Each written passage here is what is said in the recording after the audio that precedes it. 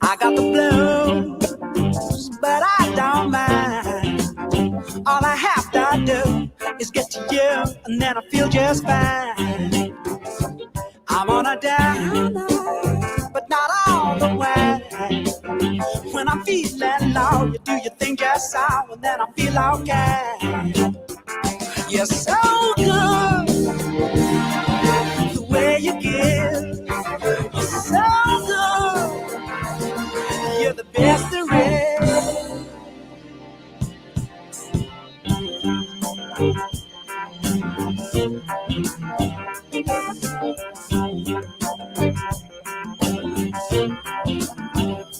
I got the blues, got it all so bad. When I think of me, it's hard to be a person quite so sad. You got the answer, and it makes me glad. When I feel it slow, you give me rock and roll, and then I feel it bad. You're so good, the way you give. You're so good, you're the best there is.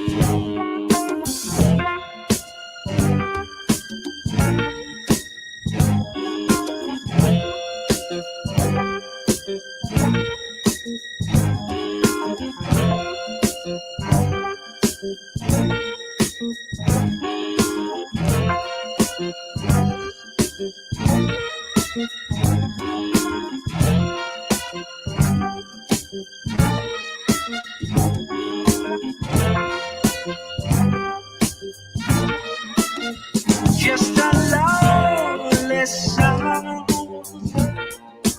slowly dying. I was smiling hard, but I was lying.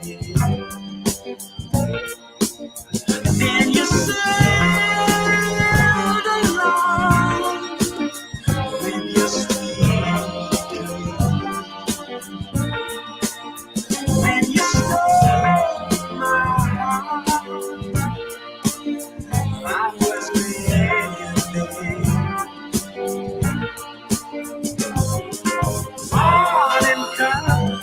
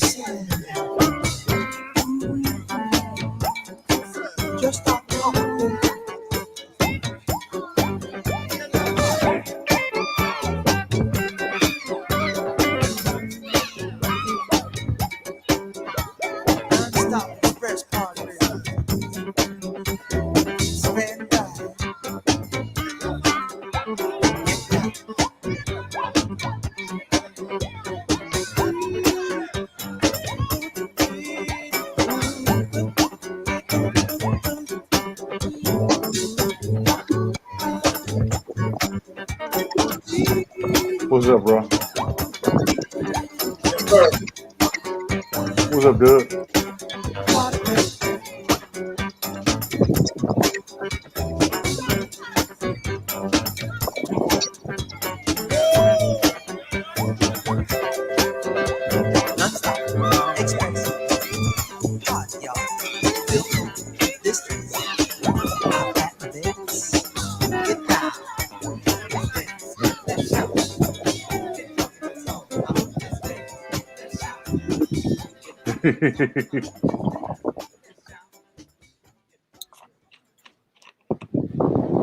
Here's the Mr. Keith Murray, the Mr. Pictionary, the Mr. Quick to fuck shit up in a hurry. On the mic, I squash your little Miss Philosophy with atomic technological atrocity. I find it very ironic that niggas try to rhyme behind me. The supersonic Dust Squad MC. Get a bird's eye view and don't miss. The crispiest nigga in the nucleus with futuristic linguistics.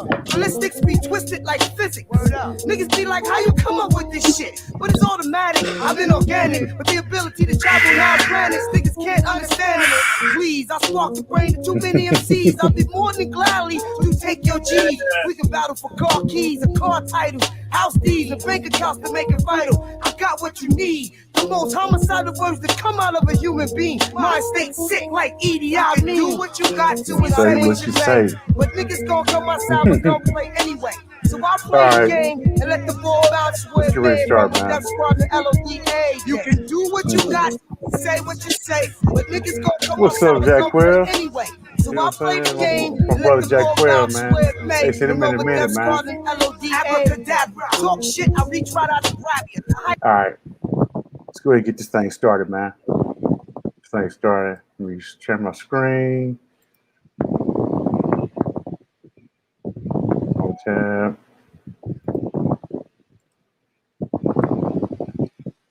Getting some messages too, man, in my my Instagram, man, about this, but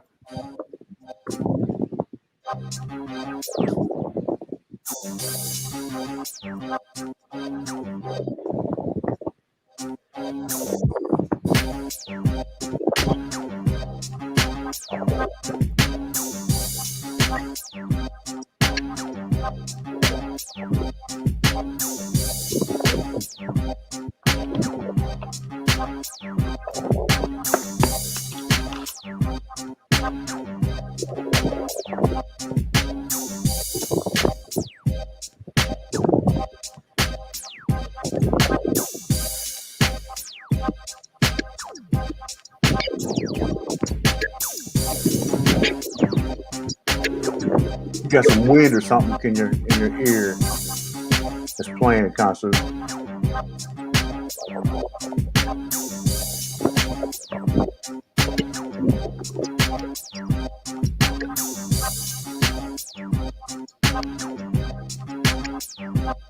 Look who's in the Bills, man.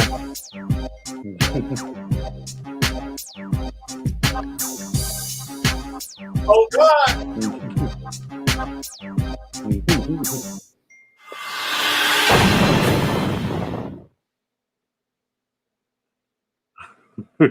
See, I can't, man. Here we go. All right, hold on. Bobblehead Darren. Lil D. In the building. Lil D. Lil D, man. Lil D. Hold on a second. Turn this one off, man. And let's get started, bro. Hold on. We got a couple things, couple branding things that need to go up.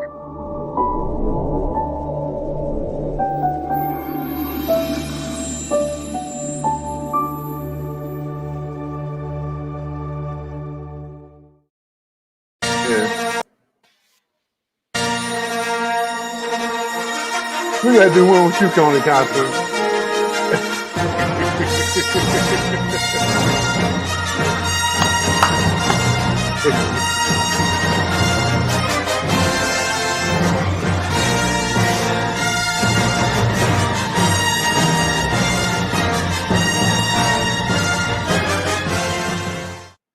One last thing.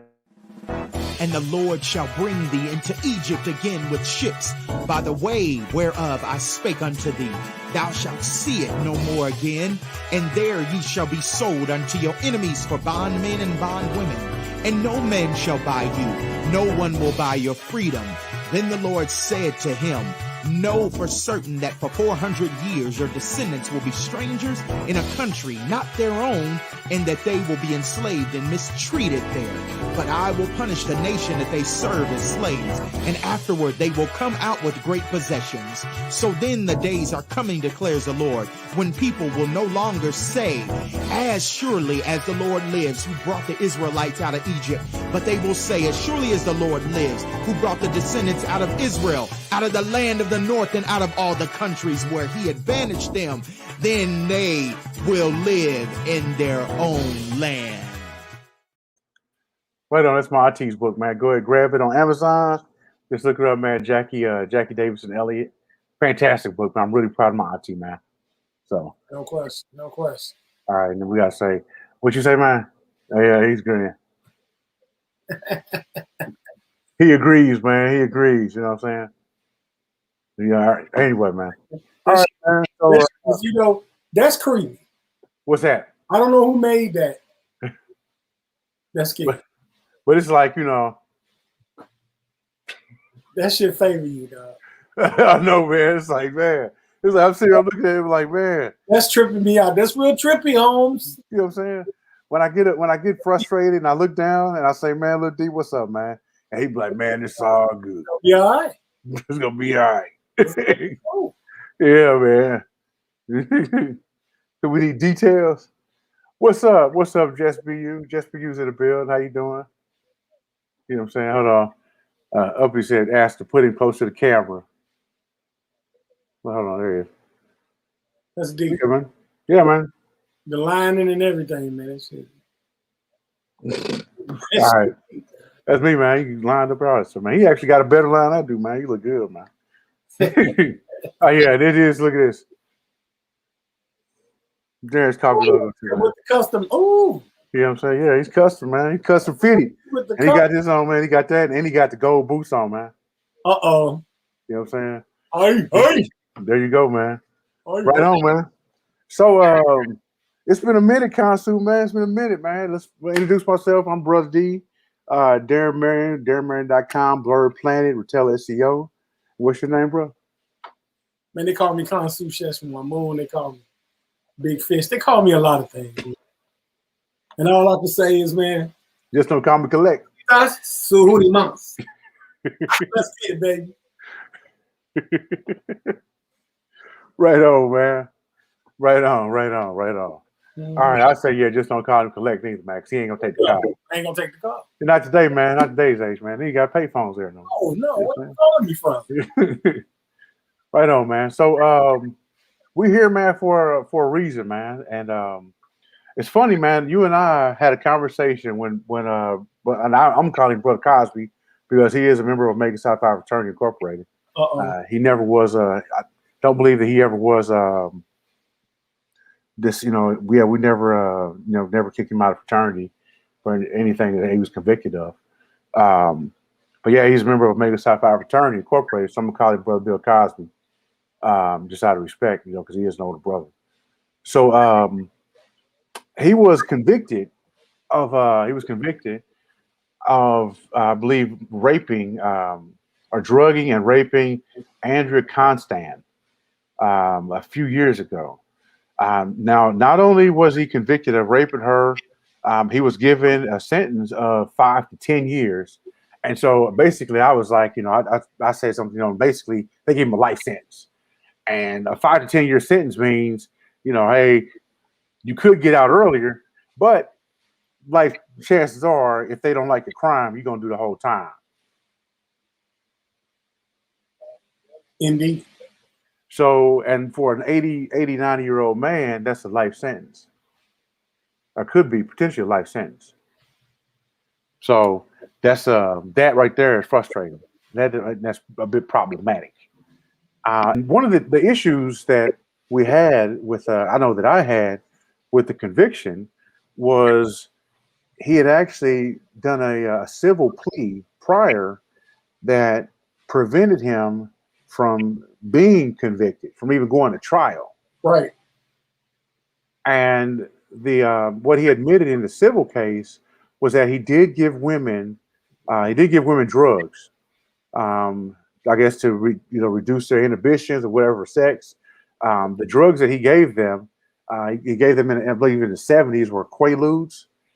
Quaaludes are not like I guess traditional Spanish fly. They're not like some of these like Rohypnol.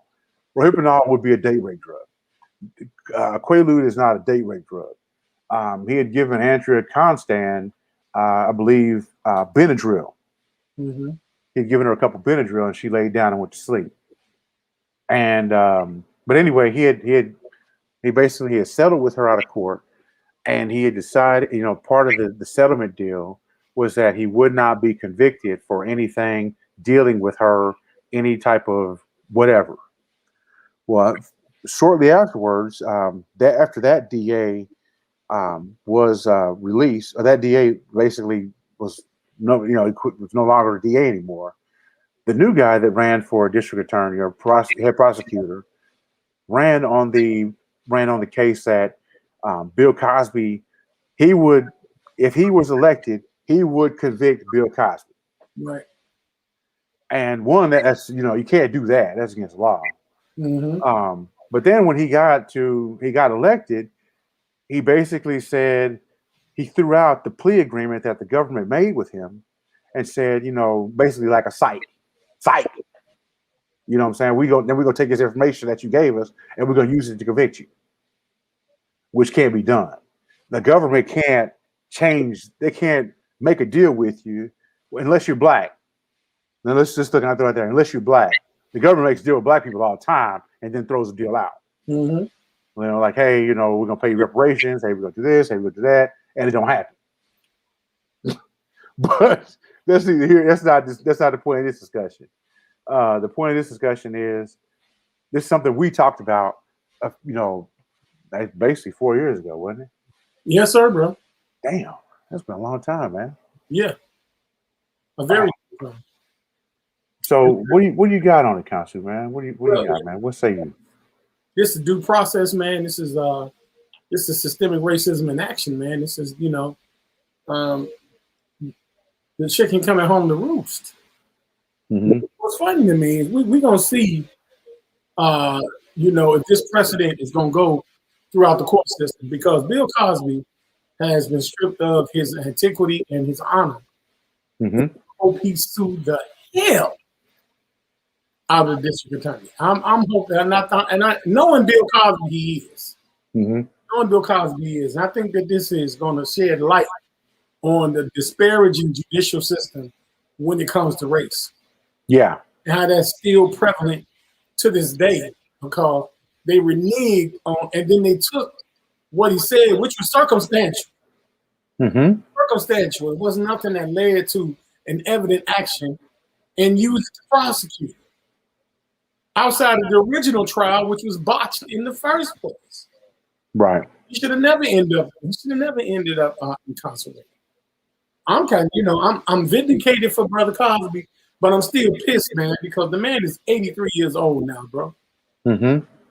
And they were comfortable with this man dying behind bars. One of our black heroes dying behind bars behind something that was a technicality. Absolutely insane. And I just wish the best for him, man. I know it's going to be tough for him to get acclimated again at 83 years old. He reunited with his wife Camille, man, his family. I remember his daughter was taking it really, really hard. It's going to be a tough road for Bill, man. Yeah, I mean, if you think about it, man, he was there's a lot of things I'm actually kind of going through. I'm looking for the video that we did on Bill Cosby when he was convicted. But yeah, man, it was it wasn't like Janice Dickinson, like the sheriffess said, Janice Dickinson even admitted after the fact that she lied. Yes. A lot of these women lied. I mean, straight up. I mean, they admitted to lying. I mean, I can't even wrap my mind around. Yeah. I can't even wrap my mind around. So here we go. I'm gonna do this and I think, man, Bill Cosby was a pivotal character, man. And so I would say that I'm a good father. All right. My son actually was admitted to Kelly School of Business, direct admit into Kelly, graduated, top 3% of his class. Fantastic. And my father was one that left. And I was always said to myself, if I'm gonna be a dad, I'm going to be like Cliff Huxtable. And I wanted, at the time when my kids were starting to grow up, before this happened, we were watching the Cosby Show. We had actually gotten to see the Cosby Show on television.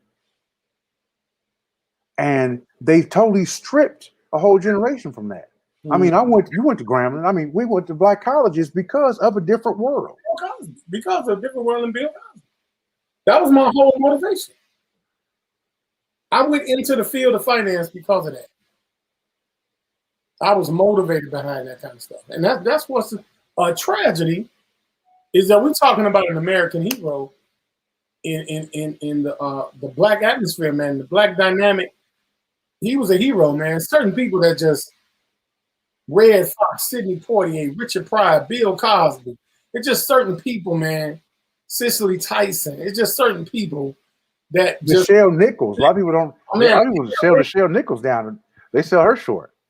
man, I mean, the influence on our community by these people is immense. Yeah. You know, at one point, Bill Cosby was setting the standard for black intelligentsia. At one point, amazing thing, man. Let's go to something real quick. This is an old video we have on Blur Planet. Yeah. Oh yeah. Oh yeah.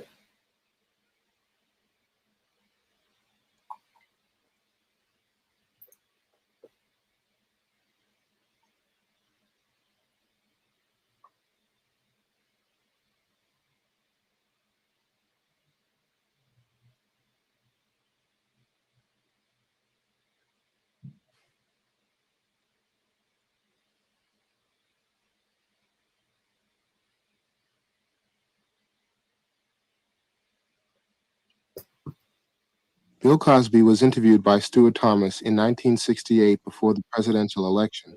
Cosby's comments on the election and presidential politics still hold true today. Well, it's just sad, that's all, man. Because I don't believe any of them. I think they're all lying to everybody. Yeah. I think Wallace is lying to the white bigots. And they're out there talking about George is going to do it. Because George ain't going to do it. True. You know. Now, who was that cat today? I read in the paper. It was the president of the NAACP up in Connecticut, shaking hands with George. Wow. Did you see the picture? This picture of the cat. I forgot his name, man. Shaking hands with George. And I said, well, you know, in Connecticut. Now, what is this all about? When George is talking about he's going to run over us with his car, which is going to be funny to see that, you know. Definitely. Because the cat's talking about he's going to be president of the United States of America. And this is the man that the bigots are voting for. See. Now, this shows you how much class bigots have. You don't vote for a cat who's say George is going to just keep them niggas in their place. How? George is going to run over them with his car, man. And I believe he's going to do that, you know, because George is cool, and he will run over them if they give any trouble. Nixon, I think, is a pathological liar. Man's got to say some lie about something somewhere. In 1968. 12 years. It's 1968. All I read about are white people, you know. And now we're going to have this course, and this course is 20 weeks long. And you say all you can give us is 1 or 2 books by black authors because you don't think there are any other reputable black authors out there, you know. What is that to tell me? You know, it's the same thing all the other kids are going through in the schools. Because all they're being told is that, well, there's no one else out there that's really writing anything that's literature. They're writing a whole lot of garbage. Sure. And like I suggested to him, Eldridge Cleaver, Soul on Ice. Well, he says that's not literature. He says just a whole lot of writing. You know? What about Man-Child in the Promised Land? There are an awful lot of white people who would really like to know. Maybe not so, you know, so much in the sense that they demand Black history themselves, because they can't really be interested in it. I don't look for a white person to be so interested in something that has to do with Black people, because he's not educated that way. He's not brought up that way. He lives in his own community. He goes to his own school. He dates his own women, except when he wants to slip out and find something interesting. The same way the Black man slips out to find something interesting. But then there's a heavy-handed all-white treatment that's just fair, you see. Now, when we talk about a book like Man-Child in the Promised Land, I mean, that was like my neighborhood. I mean, the same cats that he talked about, I had cats in my neighborhood the same way, with the gang fights and so forth and so on. Drugs, we never really came into contact with drugs the way Brownie's book did, because most of the cats I hung out with, we were hitting the ball or chasing the ball or something like that. You know, I came into contact once with marijuana. It was a Thursday night dance. I think I was like 13 years old or something. Had on all of the hippest stuff, man. pants way up, the Daily News in my right pocket, had my Jeff on, and I was looking bad and smoking my father's Camel cigarettes, and this cat came up to me and said, "Give me a light." And I noticed that the butt he was smoking was kind of short. And I offered him a cigarette. I said, "Don't you want to?" He said, "No, man, this is fine." And I put my cigarette up to his, and he made that noise, and I shut out of there so fast, man. But the importance of Black history, I mean, you just can't measure it, man. Because then, and I think this is why people don't want to serve it, and they don't want to put it out. Because then most people will really realize that we have done something, as a group. When they say we, I include all of us, man. Because, the cat's going to vote for Wallace. He's talking about keeping niggas in their places, see, or keeping the nigga in his place.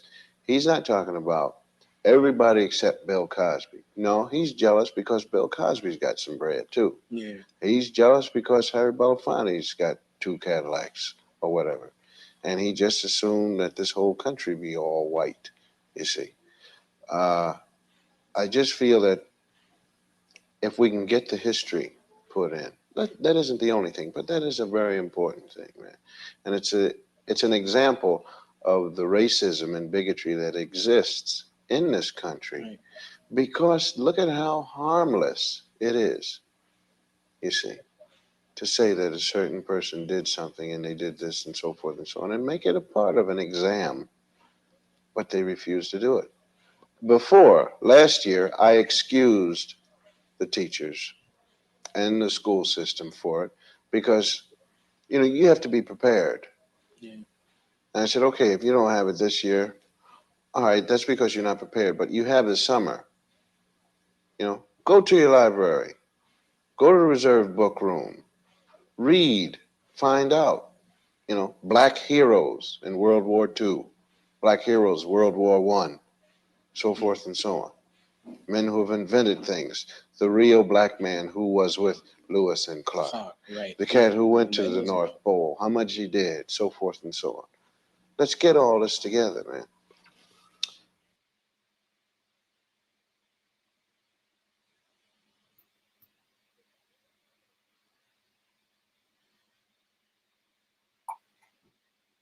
$1968.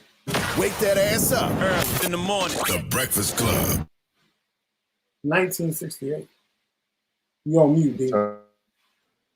They flagged me quickly for that one, buddy. Oh, yeah. So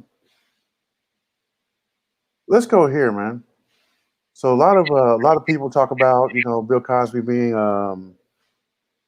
him being guilty of doing these things, these women, and I've always been like, I don't think that that's the case. Mm-hmm. And so there's actually, let me pull this one up. We talk about Janice Dickinson, right? She was one of his main accusers, and it really hurts me to see when people say Bill Cosby was guilty. But let's go here real quick. This one.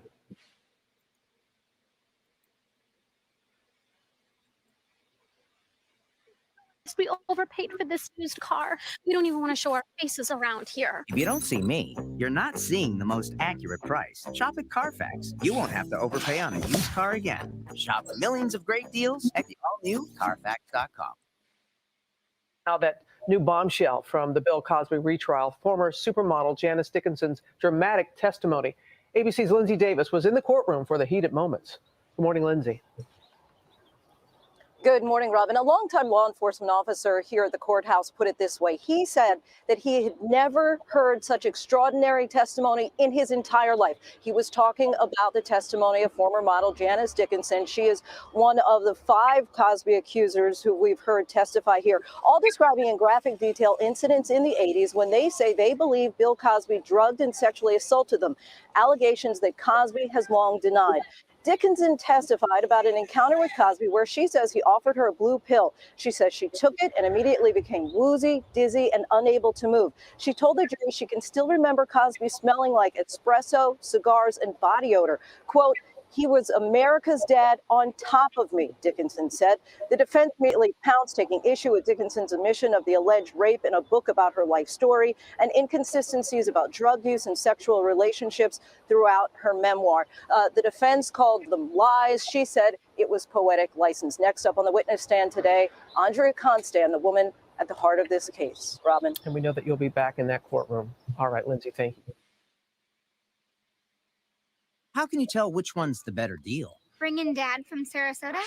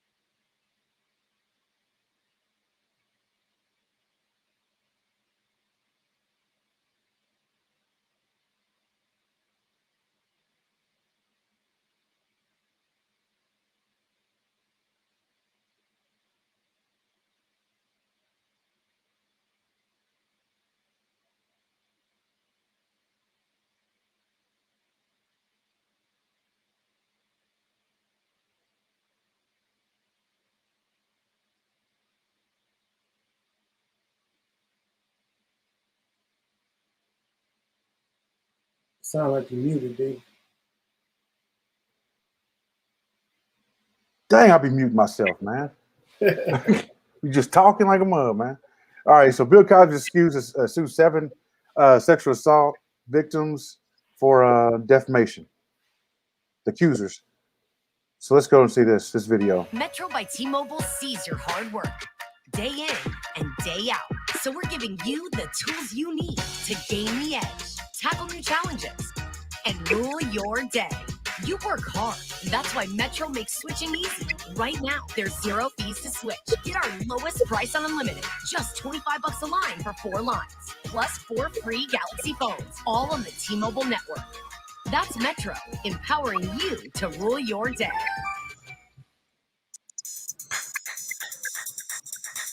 Just when many people may have thought that all of the women who had accused Bill Cosby of misconduct against them had come forward, 2 more have decided to speak out today, for the first time, publicly, to state what they say is their truth about what Mr. Cosby did to them.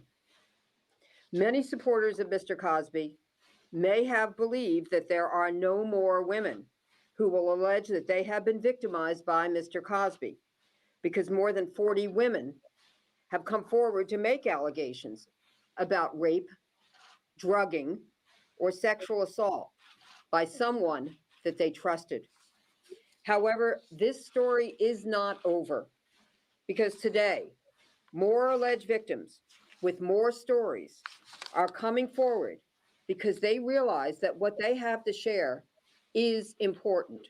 And we do not want the world to forget who this man is and what they say that he has done.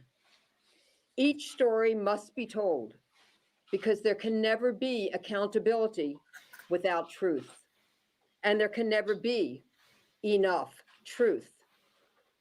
We're sure that Mr. Cosby would hope that the women who claim to be his victims would stop coming forward. He must hope that this scandal would end so that he can try to repair his public image and perhaps continue to attack victims who have come forward by having his representatives tell us that they are not to be believed because they've waited so long to speak their truth. I can assure Mr. Cosby, however, that there are still more alleged victims who will be courageous enough to come forward in the future. It is vital that the women who assert that they are victims speak out, because the sheer magnitude of the number of victims, the similarity and common themes of what they state happened to them, coupled with their sincerity, are what we want the public to know. In 2005, the district attorney in Montgomery County, Pennsylvania, Bruce Castor, stated that there was not enough evidence to prosecute the allegations made by Andrea Constand against Mr. Cosby. This is what he said about Mr. Cosby, quote, "Did I think he probably did something inappropriate? Yes. Did I think that I could prove it beyond a reasonable doubt based on available, credible, and admissible evidence? No, I didn't," end quote. He said that despite the fact that there were 13 Jane Does that were prepared to testify in Andrea Constand's case about Mr. Cosby, and what they allege was similar misconduct against them. I want to make sure that no other district attorney can say that he or she did not prosecute because the district attorney did not know that there were other alleged victims and did not know the names of other victims or where to find them. I believe that the majority of Americans believe the allegations of many of the women who have come forward. But to those naysayers that continue to say there are not enough, I ask you, how many victims have to come forward before you believe all, or even some of the women, over the denial of one man? We will never stop until the last courageous victim who wishes to come forward and speak her truth has done so. Only then will it be enough. And now I would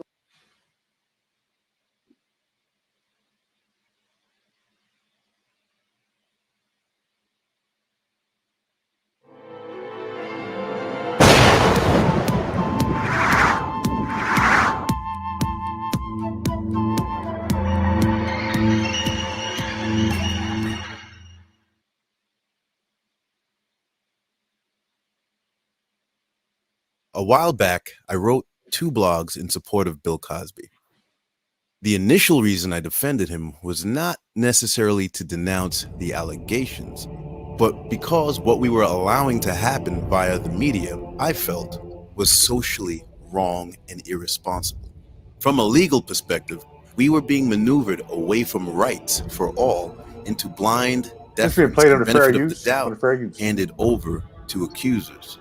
Even if Cosby was guilty as sin, there was something sinister and not quite right about what I was seeing play out in the news. I know very well that the people that supported these women were very well intentioned because they believed the allegations. But what was being done was all wrong, unconstitutional, and the energy was all wrong. I'm pretty sure very few people agree with me, but whether you like it or not, I am still 100% right about this, and it doesn't matter who else agrees. These media circuses should not be taking place in a country with laws. Additionally, from a legal perspective, this was a blatant violation of constitutional rights and a complete disregard for the justice system protocol. As the weeks and months went on and on with Cosby being completely demolished and lynched in the press, my stance did not change because I knew the truth and withheld judgment. But my resolve to defend Cosby did change. Without a trial, evidence, or a conviction in court, Bill Cosby is now a despised and convicted serial rapist via the kangaroo court of public opinion. Because of the blogs I had written, there were many supporters, but of course, I received a backlash. Every now and then, I received a scathing private message from an angry subscriber letting me have it. As expected, none of these people really knew anything about any of these women, or the details, or the fact that the vast majority of these women don't even have rape cases.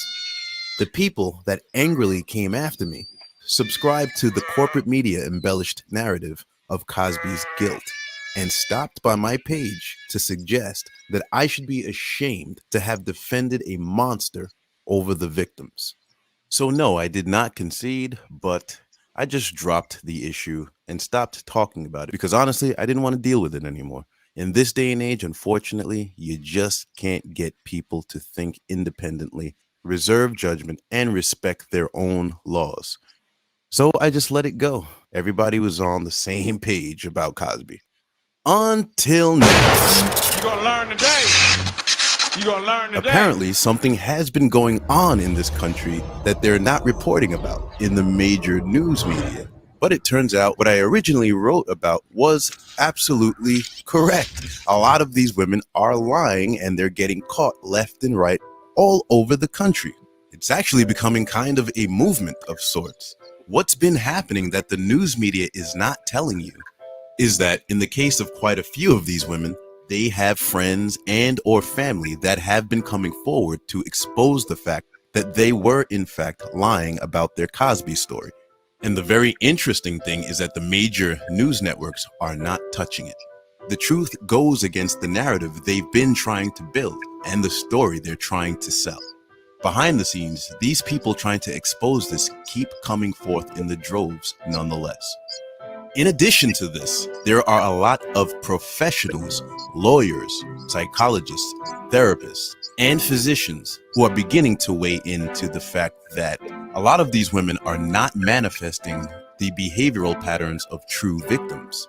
They're behaving more like opportunists. They're making t-shirts, they're trying to get book deals, they're going on talk shows, TV shows, and accepting money and offers all over the country. There's something very off about a lot of these women, what they've been doing and what they're saying. In addition to all of that, there are smaller networks and journalists and bloggers who are starting to come forward because they actually caught them lying.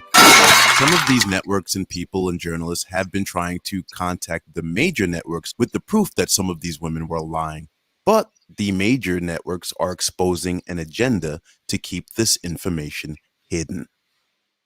Here's what's been happening. A lot of these women are hiring publicists. They're going on radio shows, talk shows, and all sorts of shows all over the country. And in doing this, some of them have been slipping up and forgetting what they previously stated. And they've been getting caught live on air in lies. Whether the majors want this or not, this is about to go down. I make no mistake, Bill Cosby was definitely a Hollywood womanizer, notorious, and he went after the ladies. But what you were made to believe on top of that was not the truth. Bill Cosby is on an enemy out list, which is why you are hearing from all these random women with inconsistent stories right now. And more people are beginning to realize this. A lawyer by the name of Steve, who also left a comment under one of my Cosby blogs that I'll leave the links to below, shared a lot of information that expose a lot of these women as liars. I mean, it's colossal and it's obvious. He had statements that they said prior, admitting that they weren't raped, but yet later on TV, they said they were. It's just really awesome stuff. Another lawyer by the name of Michelle shared some information proving that not only were a lot of these women lying, but many of these women also are masquerading to be quote unquote Cosby victims, when if you actually look up what they've stated, they were never even raped by Cosby. They just have exaggerated claims of being touched or grabbed or he came onto them. And a lot of these women are walking on the TV crying and patting other victims on the back, when the vast majority of these women don't even have rape cases. It's just nonsense that would never even make court. In addition to all of that, I was contacted by a representative from the New Nation of Islam, and its leader, the Son of Man, interviewed a lot of the Cosby victims, including Gloria Allred. In his live interviews, he's caught some of them in lies, live on air in his radio show, and he has the video footage of it that I will share with you. The Son of Man has been posting videos about this ever since. There is a whole community of people, professionals, bloggers, journalists, who are all sharing this information as you watch this right now. In this video, I am going to show you all of it. Because we allowed this, because we don't think and we don't stand by our morals or laws, we may be witnessing one of the biggest mass media deceptions and character assassinations of all time. Let's take a deeper look at some of these women.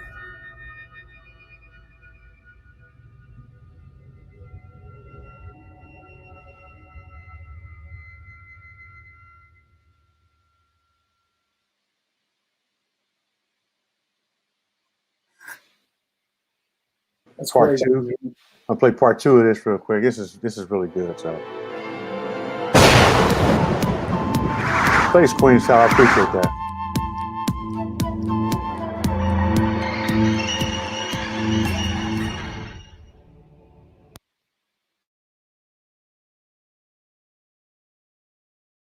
The thing people need to remember is that when somebody goes on the news, they're not under oath.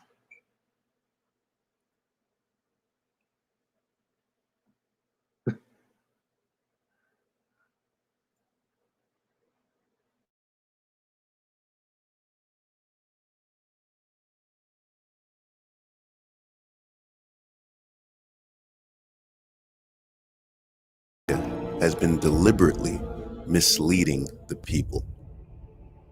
Despite startling information, many of the media personalities that you know and trust deliberately overlooked very serious information.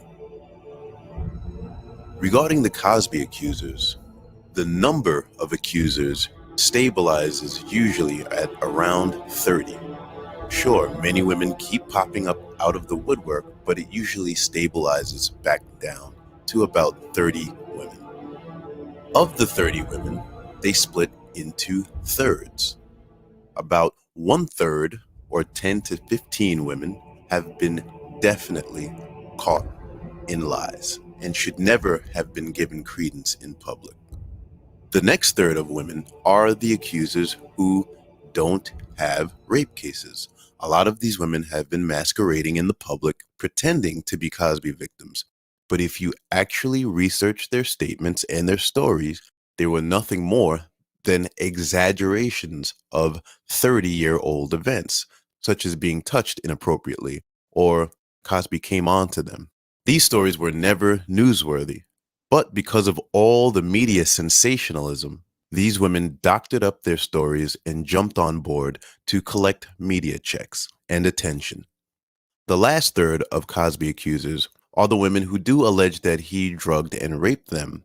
However, if you look at their stories, they don't add up or make any sense. For example, many of them admit to being Cosby's mistress for quite some time. When the allegations broke out, these women backtracked and tried to say that even though Cosby was already sleeping with them consensually, on a few random times he decided to drug and rape them. No, it never made any sense, but a lot of these women and their stories were what was presented to you as rape victims. Let's take an honest look at some of these women, case by case.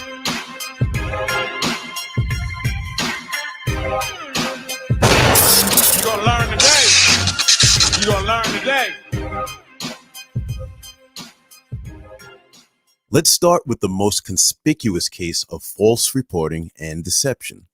The latest and perhaps the most serious case was that of former Playboy model Chloe Goines. This has been how many years?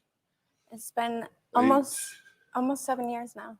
He brought you something to drink, right? Yes. How long after you were given that did you feel any effect? Was it immediately or was it half hour?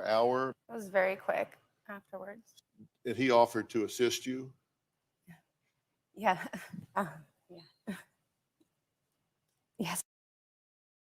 Her case was the most serious because hers still fell within the statute of limitations. However, Chloe Goins totally goofed and her case fell flat. Goins, who is a convicted prostitute, picked a bad day and chose an event Cosby didn't even attend. As she gave an elaborate story about how she was drugged at this event by Cosby, it came to light that in the days before, during, and after, Cosby was approximately 2,500 miles away in another state. She does not claim Cosby raped her. She does not claim Cosby raped her. She does not claim Cosby raped her, but her the LAPD has finished its investigation and has turned it over to the DA. Everything Chloe Goins alleged was impossible and did not happen. When Cosby's lawyers at the time presented this to the authorities, her lawyer released a statement about her memory due to trauma, and then she slithered away. No one has condemned her, and the media left it alone. TMZ did expose this, but other big networks like CNN, NBC, they all left it alone. Another Cosby accuser with epic memory failure is Louisa Moritz. Nice to meet you. What brings you to the event today? I just wanted to, my publicity agent called me and we came right over. All right. What have you been doing recently? Come on. Recently I've been doing tests. Moritz gave a story that Cosby inserted his member into her mouth in a dressing room at The Tonight Show in 1971.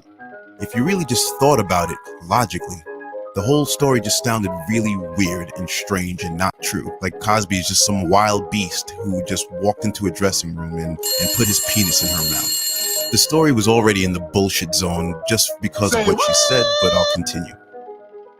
She claimed that on a night that they were both featured on The Tonight Show that he did this and then threatened her, saying, "You don't want anything bad to happen to your career now, do you?"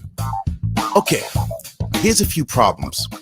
Cosby wasn't a big deal in 1971. He didn't even make Fat Albert yet. He was just a Hollywood actor, just like anybody else. He had no power. So that was the sign number one that she's full of shit. But here's the thing that makes it interesting.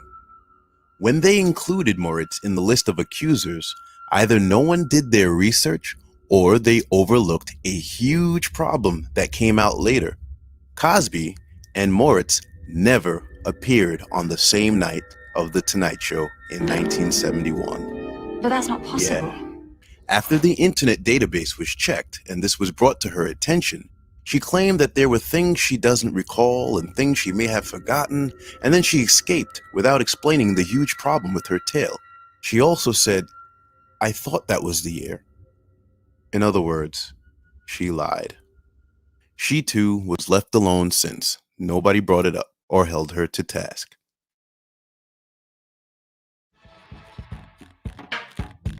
The next is former Playboy playmate P.F. Madsen. This one is very interesting indeed. Here's a look at her in action. Your reaction to hearing what Bill Cosby admitted to under sworn testimony? Complete validation across the board from all of us, complete validation. And he fixed a drink behind me. I took 2 sips, and that's the last thing I remember. Really? Until 2 sips. At 4 o'clock in the morning, I woke up in bed, naked, bruised and battered. And I looked over and he was there naked, and I slivered out of the bed because I didn't want to wake him, and I gathered my clothes and I got dressed and I went downstairs and I got a cab, went to my apartment, took a shower. I had to go back to work at Playboy. I had to get the girls on the floor. And I went back to work. Do you have a memory of what happened between that drink and... I don't have any memory at all of what happened, but I knew that I was brutally raped. I knew. Something is not right. Now, most people may not remember her, but this isn't her first rodeo. Remember Marv Albert? Back when Marv was having his bout of legal trouble, Madsen, then referred to as Patricia Madsen, came forth and said that he raped her too. There are striking similarities between both cases. Marv Albert was in hot water for allegedly raping and biting a woman. Madsen joined the Gloria Allred-led lawsuit and claimed Marv Albert raped and bit her too, just like the other woman. Albert and his lawyer called her claims a completely fabricated lie. Now, interestingly enough, with Cosby, she wasn't raped and bitten. This time she's claiming she was drugged and raped, just like the other women in this lawsuit, also led by Gloria Allred. Does no one find this weird?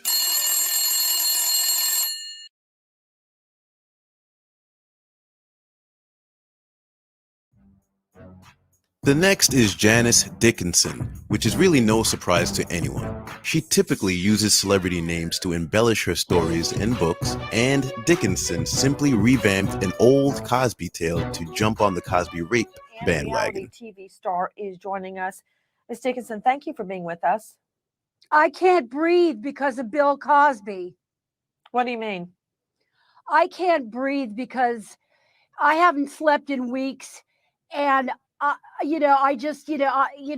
with everything that's going on, I haven't been able to breathe like the whole nation is doing right now, protesting. I am protesting because of the unresolved issues due to rape from Bill Cosby.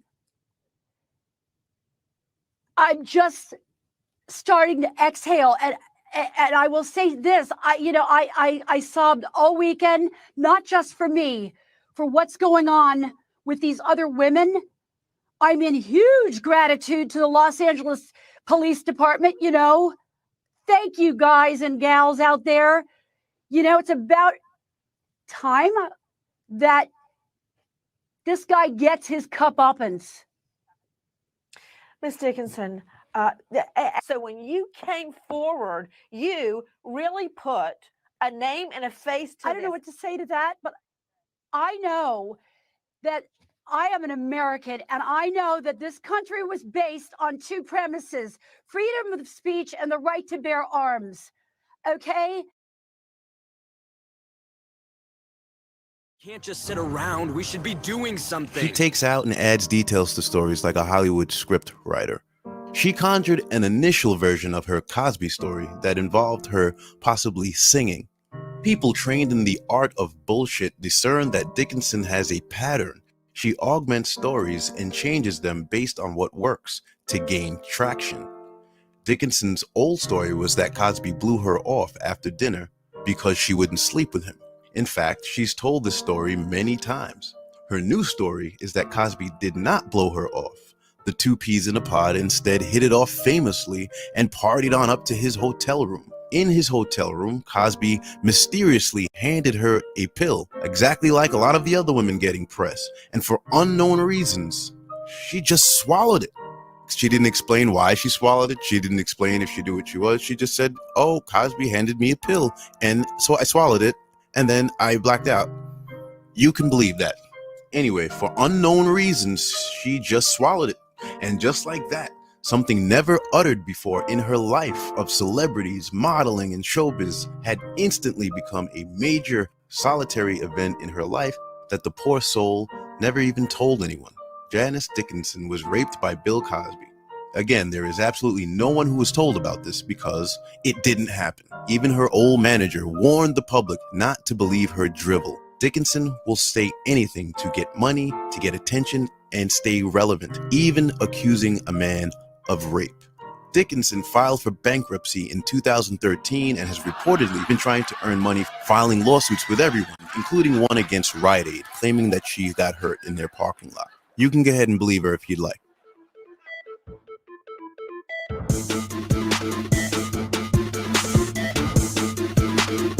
Carla Ferrigno. Although there are a few of them, Carla Ferrigno is a perfect example of many of the Cosby accusers who are masquerading in the news media, pretending to be Cosby victims, when in actuality, nothing ever happened to them. And there was never much to her story to merit this much attention. In her own words and written statements, this is what happened. Her, Cosby, and some other people were playing pool. Then it was eventually just her and Bill Cosby. At some point, Bill Cosby made a move and kissed her. She pulled away, and Bill Cosby asked, "What's wrong?" She said, "I don't know, it's just I never kissed a black man before." Then she Thank turned you. around and she left. That's it. I wish I was kidding, but that's really all there is. So what she did was just add a little salt and pepper and embellished on some exaggerations in order to make the story a story. So she added some details every time that she spoke about it and made it seem like it was some sort of a struggle that she escaped from, and tells the media that she got away. Somewhere in the middle of that, I turned around and there was nobody in the room at all, just him and I. He grabbed me, like powerful. He was a big man. He had me up against him and kissed me in the mouth. And I just pushed him, or he grabbed me, kissed me right in the mouth. And then that's when I just went, whoa. And I ran down the hallway, took off running, looking for my date, because I just wanted to go home. I feel blessed that I was able to get away.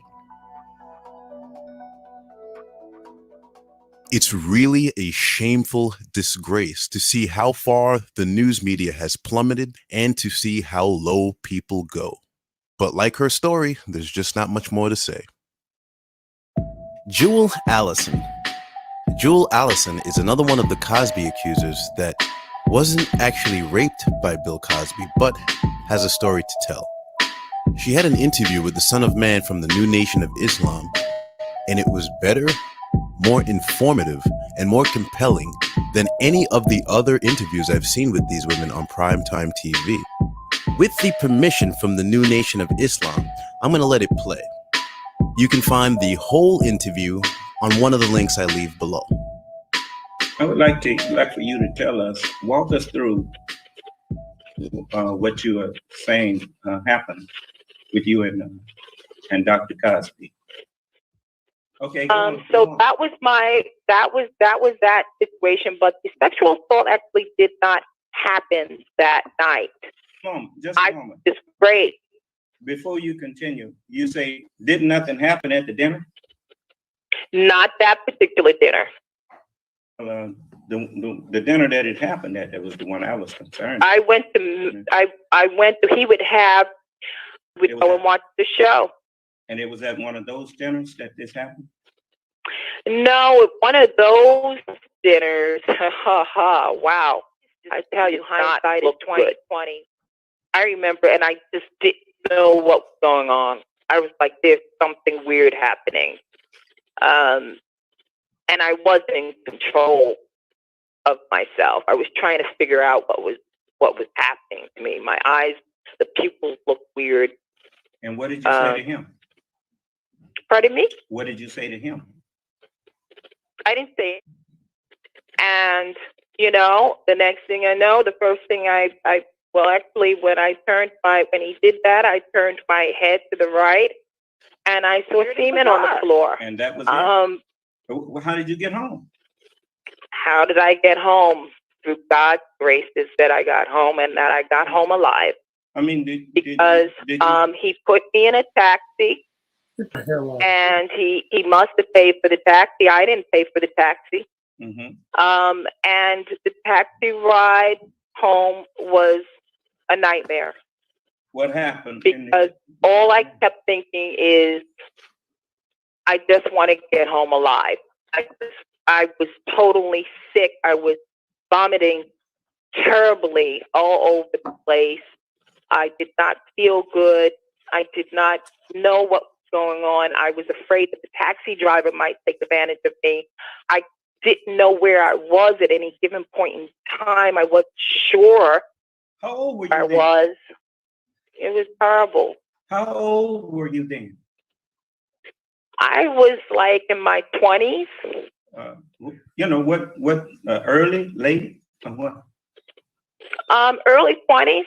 Okay. 20s, something like that. And you didn't, and you were sick in your stomach and everything, and you didn't ask the cab to take you I to the wasn't hospital? sick. I just started throwing up like violently. And I remembered what was so weird, that I remembered all of these years that never left my memory, was why didn't this taxi driver kick me out of the taxi or pull over and ask if I needed a doctor or something. He said nothing. Why didn't you tell him to take you to the hospital? Wait a minute. Wait a minute. The next day, how did you feel? I slept like for 2 days. I remember just not being able to function and not understanding what went on and not remembering a lot of things. But I remember that my next 2 days, I was messed up. I remember crying hysterically, and a girlfriend who just rocked me like a baby. Miss Allison. So I was very upset about what had happened. Miss Allison, now I know you must have meant that figuratively. I mean, you know, just you threw that out there as to say you slept a long time. But I don't know of no drug that you can just drink in a glass and then keep you. That's available to people like us. I don't even heroin don't do that. You have to 2 days, because I know you went back and told that your agent, Miss Charney. No, I didn't. You know what? You're making a lot of assumptions. You didn't go back and tell nobody? You're making a lot of assumptions. I did not tell her. To this day, I mean, you know, I never told her. The majority of black woman don't. I mean, she ain't gonna be quiet when she's doing wrong though. And this is something you can research. I mean, our women have got us out in the public in front of us many times. Listen, let me tell you something. Women don't even tell women. I have a girlfriend of mine, and I've done a lot of research. Before we start talking about rape, did Bill Cosby rape you? I didn't say he raped me. Okay, well, so we don't need to talk about rape. If he didn't rape you, then we don't need that. We don't need to throw that in here. Well, we do. All right. Well, what I would like to say before I have to go. No, I'm not running you off. I'm saying that Miss Ruby. Let me finish that. I don't feel that way at all. Let me finish what I was saying. When I asked, go right ahead. But Miss Ruley came in here and I think, what was her first name? Christina Ruley, and she was telling me about some of the things that she thought Dr. Cosby did. So I asked her point blank, did Dr. Cosby rape you? And she said no. That's why I don't understand all of these. Read my article or listen to any of my interviews about what you just said just now, Ms. Allison. Right. That's not what you said in your article. I got your article here. You didn't say nothing about. You didn't say nothing about no semen on your hand. You didn't say nothing about no semen on the floor. I did talk about that before, and not in this article. You didn't. No, not in this. Now you just said some things that I have to address. I can't. But I only have. I cannot accuse Dr. Cosby. I can't accuse Dr. Cosby of letting us down when only thing that we have is people who accused him. And then when I asked him questions about where's the toxicology report, what kind of drug was it that he used on you, and none of them went and got a drug test, but they all accused him of drugging them. Okay, so well, what is that? Respect. In all due respect, if you had a sister or a female cousin come to you and say to you, somebody raped me or sexually assaulted me, and you were not there, and they could not come to you and show you the physical evidence, would you believe them? Ask me a question. Let me answer. My dad taught me this, and he lived by it. He don't uphold nobody in the wrong. I grew up watching friends of mine, and some of my closest friends. If his brother was in a fight, he'd jump in. Even if it was a fair fight, he'd jump in because they did it to me. And something that I was taught never to do. My daddy wasn't never the kind of person that because it was his son or his daughter that brought him something, just took their word for it. He wanted to hear the other person's side. I think, And so, man, when you come to not want to go to the rapist to see hear his side, I think that your immediate reaction would be to protect yourself. If all they coming with is that you touched my hand, or you took my hand and did something as though they could not looking at control their own hand. 20, 30, or maybe 10, 20, or so. Well, we have about 10 now Black women who have come forward and said that they have been either raped or sexually assaulted, including Beverly Johnson, by Bill Cosby. Okay, Beverly Johnson. Beverly Johnson said that. Beverly Johnson said that. My question Bill is, Cosby didn't rape her. I said sexually assault victims in this country, and more Black men victims than any other people in this country, are, I dare say, on earth. I'm just talking about in particular as it relates to the Cosby situation. No, Dr. Cosby, I cannot. I'm gonna in good there. conscience. That's okay with you. I cannot in good conscience it's now 10 o'clock. convict that man of something when there's no evidence other than people just coming forward saying. Well, I think his semen. You know, I don't like to browbeat nobody, but I'm gonna read to you what she wrote in this article here. It says, former model accuses Bill Cosby of drugging her wine before sexually assaulting her, as she says he may be the greatest serial rapist that ever got away with. Didn't she say he didn't rape her? Yes. Now, why would the press go and run with this without first doing what I just did? Is it wrong for me to ask a person that accuses you accuse a man of assaulting and trying to rape you and drugging you? Well, on what are you basing that? And then gonna tell me a drug you had made you sleep for 2 days? There's a whole lot of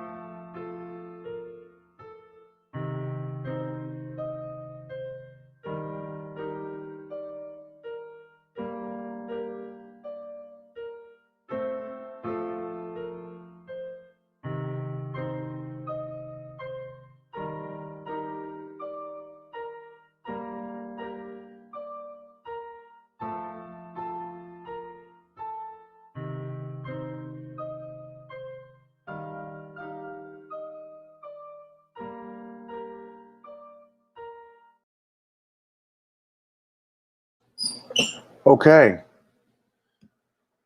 Wow. Wow. What do you got, Consu, man? I call it a lynching, brother. I call it a modern day lynch. Yeah. The man was guilty just by being, just association, character, assassination. Something that really changed the whole fabric. If you notice, man, this trial pitted men against women, particularly Black. If you notice now, the dating scene, the relationship scene with Black men and Black women right now, they're literally at war.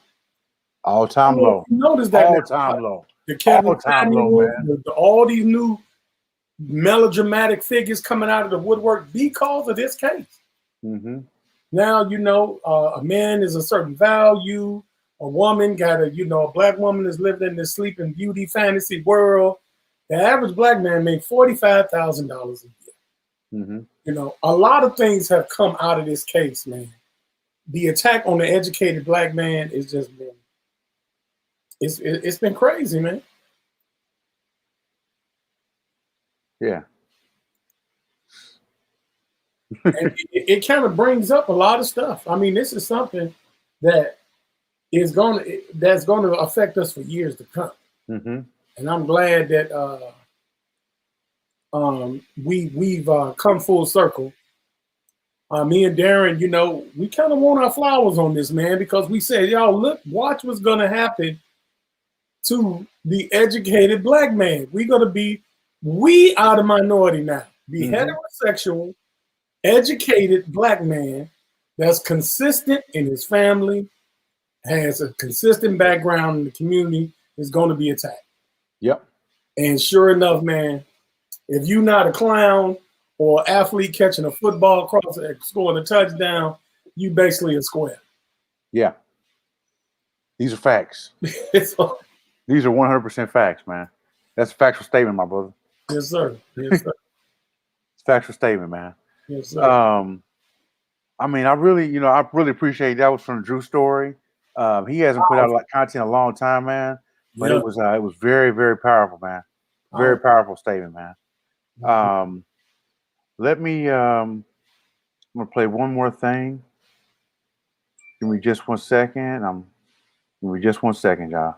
Yes, sir. This is on Blurred Planet. So please go to Blurred Planet and subscribe. Just type in Blurred Planet and it pops right up. And we'd love for you to subscribe, man. We have a lot of content on there. Old speeches, commentary, videos, debates, not just regular like the debates you see, kind of on like debate stuff, but we actually have debates like William Buckley versus James Baldwin. You know what I'm saying? That kind of debate. Malcolm X speeches, things like that, man. So let me see if I'm looking for the video now. Sorry, you guys got to Shout out forgive to me. the chat, man. We appreciate all the love we get, man. Yeah. Man, keep it coming, man. We need that, man. Make sure you like, comment, and subscribe to Blurred Planet. Share the video, man. Share the video to Facebook. Share it to Instagram. Share it to Twitter, man. Even if you don't agree. Yep. You know what I'm saying? That is your right. I mean, that is your right not to agree with what with what we believe, man. It's entirely your right. And I kind of given you some information, that shows kind of what Shout out Handling Jones, boy. OG, what up? What's going on, man? What's going on, man? Thank you, Des Lunatic. What's up, Des? You know what I'm saying? Almost there, man. Almost there, y'all. Just forgive me 1 second. I'm gonna forget about it, man. I forget about it. It's it was just kind of my reaction, man, when I saw Bill Cosby was convicted. You know what I'm saying? Yeah, man. I get it really, I mean, like I really modeled my fatherhood, what fatherhood should be like, man, after what he portrayed. Now I know it was a character. He's a character, but he's a character that once this happened, man, we were robbed of that. This was taken away. And I think that there was a greater conspiracy behind this. A bigger, definitely. We talking about a black man that represented fatherhood, period, across all ethnic groups. Bill Cosby didn't just inspire black men. He inspired all men, family, of every color distinction, every social and racial class. He inspired an era of he was the new June, Leave It to Beaver dad. He was the new Mike Brady. He was just a new standard that we all represented manhood. That we want to judge our manhood by. A black man that loved his wife. I mean, and there was nothing wrong with that. And we got to see him. And that's the thing. It's like I would see people that would say, nah, man, black families ain't like that. Ain't no doctor, ain't no lawyer. Well, you know what? Because we saw that, that's what families look like now. Right. They're doctors and lawyers, black doctors, black lawyers. That's what you see. So you have to portray what you want things to be like. Right. That's how powerful this was. That's how powerful it was. Here's actually our reaction to this. It's got a couple dislikes on it, which is funny. Always. It's always some Always dislikes, ate in man. the corner somewhere. Yeah, it's all good, Lurking. man. I'm not tripping, man, on that, man. You know what I'm saying? Yeah, we love the thumbs up and down. Yeah, man. I love participation, man. I love the discourse, as some would say, man. Yes. So let's see. Here we go, man. And like it says, I am a radical, man. So, you're going to get a radical viewpoint from me, man. So this happened. This was reaction. Planet.com. And we got, your boy Kansu. Go ahead, Kansu. Hey, what's happening, everybody out there, man? Peace and power. Welcome to Blurred Planet. Yeah. Yeah, we're talking about the Bill Cosby thing, the Bill Cosby sentencing. He was sentenced to 3 to 10 years today. And I kind of got it hit me, it floored me. And I'm still really kind of shaken by the whole experience. I feel like it's a bit traumatic. Counsel, you had an interesting perspective on it. You mind sharing it? Yeah, the terminology that we've been accustomed to using is a term called white supremacy. I've used it, always have. As I've gotten older, I've learned a little bit. It's not white supremacy, it's white privilege. Brother Darren said something that was, we were talking about this last week, actually, and he mentioned it, and I've been thinking that way for the longest. This is white privilege. I'm not talking about justification.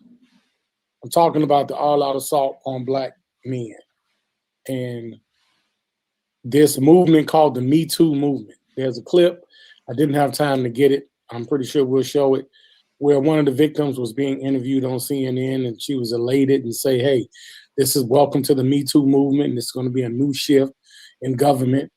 I don't think people really understand how, without evidence, people can trump up a case against you now. This is turning into a totalitarian government that's going to go beyond whatever history of communism we could even understand, if this is being allowed now, bro. I think it's funny. It's funny that it's like that during the Trump era, where you would think the opposite, would be happening. You think things would be a little more footloose and fancy free, but you got Kavanaugh that's about to catch one. They're steadily going after President Trump, with this. My question is, where's Harvey Weinstein right now? Mm-hmm. Where's, they got, really, this guy, man, was really, he said he admitted to giving her a Benadryl. He said he gave her a couple of Benadryl. And they actually did this after the statute of limitations even. They said that the prosecutor, the DA essentially ran on he was going to retry Bill Cosby. That was his platform. Mm-hmm. So he had the full weight and power of the government sitting on him. And I feel like right now, man, they completely wiped away a legacy. It's completely gone. Everything that, Cosby stood for, like Wikipedia immediately changed. That was like convicted sex offenders sentenced to do 3 to 10 years in state prison. It's kind of like, damn, man. And somebody I read when I saw him actually walk out in shackles and put him in the car. USA Today had the stream going on. I saw it. And I was floored, man. I almost came to tears, really, because, when I try to be a father based on the model that he gave, as under when we were watching Fat Albert, the lessons that we learned watching Fat Albert, man, the lessons we learned watching the Cosby Show. They took those shows off TV, college, man, because of Bill Cosby. Mm-hmm. That inspiration that I received there, and man, I'm floored, man. Yeah, it's tough, man. Like I said, it's a new era. more than ever, black men, more than ever, it's time to get your legacies in order. Start your 100-year plans. Get your finances together. Stop working in the public capacity. Really, really look at a capitalistic form of intergovernment. Look at, creating an ethnic commonwealth to take care of you and yours, because white privilege is obvious. And if you don't see it, you have to wake up, man. This is some serious business. It's a whole nother level of racism. It's a whole nother level, man. Yeah, it's frightening. It's frightening how the level of racism this is right now, man. It's absolutely frightening. Mm-hmm. Yeah. This ain't even got nothing to do with making a lot of money, guys. This is all just, common sense. Common sense in this point. Because golly, I just look at just the legal aspects. Me dealing in contract law, I do understand law processes.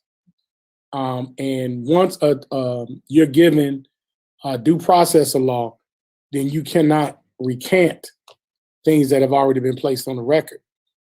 And to allow these kind of things from witnesses that had no primary account. This was 2 years ago. We on record. 2 years ago, man, making these statements, man.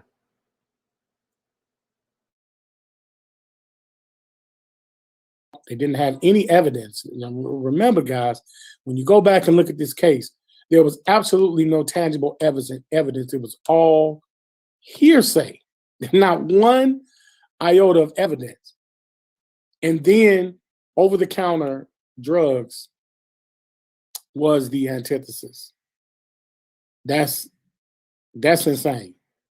So we might as well dig up Jerry Lee Lewis, erase his record, erase Elvis Presley's record. Just anybody posthumous that had sexual innuendos going on. The Sheen family, we might as well just go ahead and erase them off to destroy their legacy, and anyone else. I mean, that must be the precedent now. But yeah, you and I both know that's not going to happen. Mm-hmm. No, it's not going to happen. Mm-hmm. And I don't even expect it to. It really expect it to happen. If anything, man, it really is kind of scary. It really kind of shocked me a little bit. It scared me because I was like, whoa, wait a minute, man. I said to my wife, I was like, they really don't like us, man. Yeah. Yeah. And I say that, yeah. They're not playing. They're not playing at all, man. Not playing at all. And if you didn't realize it before, black man, wake up. Wake up. It's scary. Please wake up. It ain't no game. It is no game out here, man. This is definitely all out assault, man. Yeah. They declared him a violent sexual predator, man. And the psychologist said that he was likely to offend again. That's what's even crazier to me, man, is that they said that he's likely to offend again. At 81 years old, and he was like, can I see my grandkids, whatever? And it's crazy. I'm floored, man. I'm floored, man. I don't know what to say. Yeah, man. That's just. Yeah. Whew. Yeah, man. It's no joke, man. Yeah. And what's funny is it's going to be interesting to see how the younger generation of African Americans handle this. You think they're gonna be able to handle it, man? You think they just? I beg if they even care. Yeah. I don't even know if they care. Wow. Yeah, that's what's that's sad. Yeah, that's a sad thing. That's the sad thing. It's like, oh well, yeah, we watched the Cosby Show reruns. Man, I remember when Rudy came down the stairs, man, and they was singing Night and Day. Yes. Baby. Baby. Yes. They on Thursday night, man. It was must-see TV, man. Now we probably will never watch it. Our kids, now that he's a convicted, sentenced, gone, sexual predator is what they literally call him, a sexual predator. Now our kids are gonna miss that, man. Fat Albert's gone, all this stuff, everything that's gonna be about him. He's strict. Basically, he got Moses. He got Moses, man. He got stricken for the record. Yeah, man. So that's all I got, bro. Yeah, man. I'm at a loss for words right now, man. I'm pissed off about it. Yeah. So, all right, man. It looks like we got a few people watching, man. But we're gonna go on and mash out now, man. And I know I'm gonna be posting this on my channel, man. And I'm sure you probably posting on yours, man. So, all right, bro. Okay, man. Peace. Peace, y'all. 2 years ago, y'all.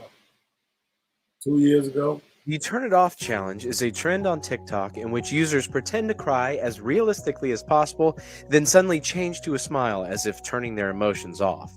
The trend was accused of being racially insensitive for showing off how white women can lie about their emotions on a dime, a tactic used historically to accuse black people of crimes they didn't commit.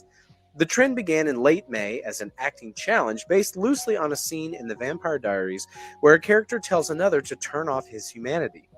The sound quickly inspired over 75,000 videos on the platform. In late June, a number of black TikTokers and Twitter users began posting videos criticizing the trend as racist. In the videos, the TikTokers imply that the trend is dominated by white women and that white women she got on the body. Emotional performances like this to wrongfully crazy black people in the past. The accusations have sparked considerable discourse on Twitter and TikTok as users debate whether or not the Turn It Off trend is racist. The Turn It Off challenge is a trend on TikTok in which users pretend to cry as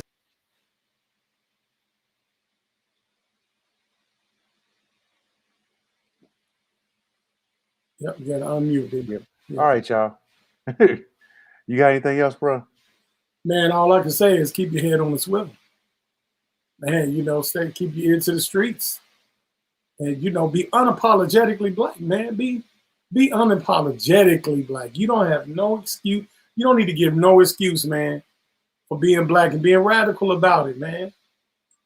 And take control of your proximity. Yep. I got one thing to say, man. You ready? Yep. I was thinking last night about this case and their theory and how it didn't make any sense and how it didn't fit and how something is wrong. And it occurred to me how they were going to come here and stand up here and tell you how O.J. Simpson was going to disguise himself. Was going to put on a knit cap and some dark clothes, and he was going to get in his white Bronco and this recognizable person and go over and kill his wife. That's what they want you to believe. That's how silly their argument is. And I said to myself, maybe I can demonstrate this graphically. Let me show you something. This is a knit cap. I'm going to put this knit cap on. And you've been seeing me for a year. If I put this knit cap on, who am I? I'm still Johnny Cochran with a knit cap.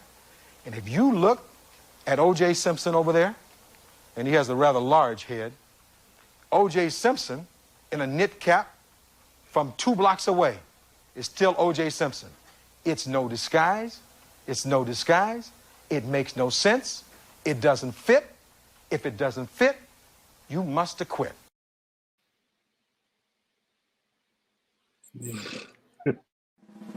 And the Lord shall bring thee into Egypt again with ships, by the way whereof I spake unto thee. Thou shalt see it no more again, and there ye shall be sold unto your enemies for bondmen and bondwomen. And no man shall buy you, no one will buy your freedom.